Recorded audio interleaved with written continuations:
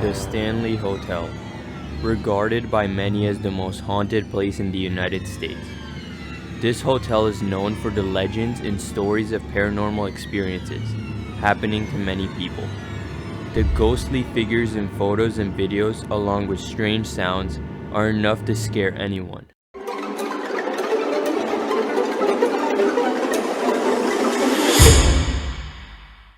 I decided to fly down to the Stanley Hotel and stay in the notorious room 217. Of course I was not gonna go alone, so I went with my cousin. The next day, we arrived at the hotel and checked into our room. We were only able to stay for one day, because room 217 is very famous and many people want to stay in that room. Once we received the key, we walked up the stairs to our room. On the way to the room, we noticed many mirrors by the main staircase. Some of the mirrors were also facing each other, which created a vortex. A vortex is said to be a portal, in which demons are able to travel from their world to the real world. While walking up the stairs, nothing happened, so I did not take any pictures. When my cousin and I entered the room, we quickly put our stuff down and went to explore the hotel.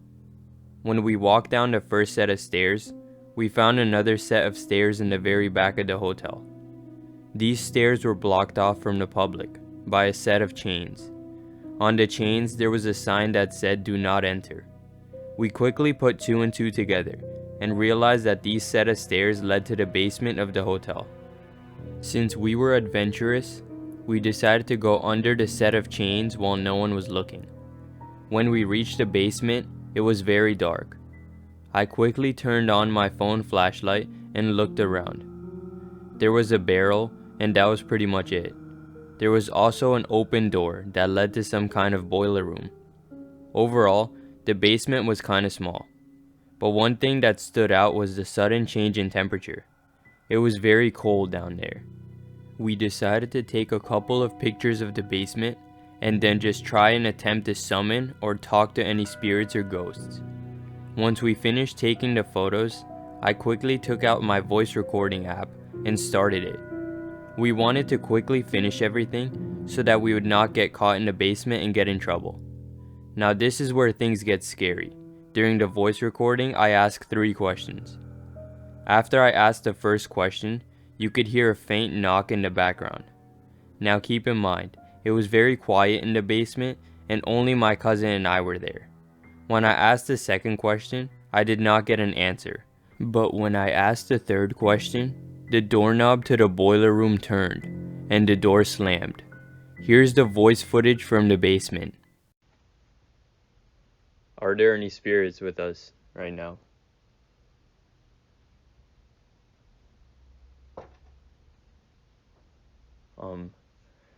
Are you trying to hurt us? 1 knock yes, 2 knocks no.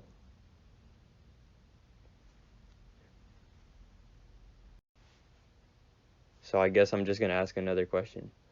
Where are you?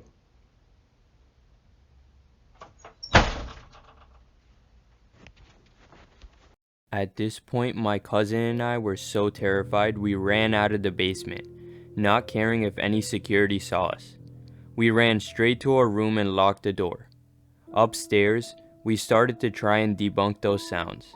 But after a little while, we came up with the conclusion that those sounds must have been caused by a spirit or ghost, since there was no explanation. That was when I remembered about the photos that we took. We looked through all of the photos until we reached the last one. In this photo, we could see a ghostly figure staring right at us. The picture is on screen right now. This picture was taken in the dark, using the flash on the iPhone camera. The scariest part is that when we were taking the pictures, we did not see anyone in the basement. For the rest of the day, nothing happened. We decided to stay up till 3 a.m. and use the Ouija board that we brought to the hotel. When the clock turned 3 a.m., we both sat around the table and put our hands on the planchette piece.